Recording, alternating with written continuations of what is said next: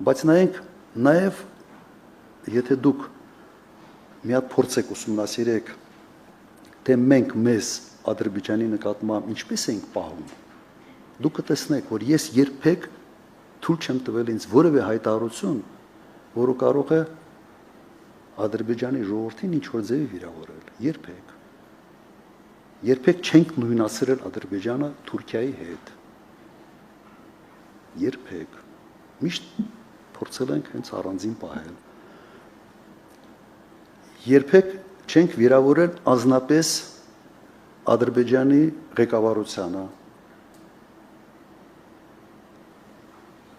Շուշիում ինագուրացիա չենք արել։ Կարող խփներս չի կտրել։ Հատկապես ինձ համար էլի ես համ բանում էի, համ Ղարաբաղում էի նախագահ, համ Հայաստանում։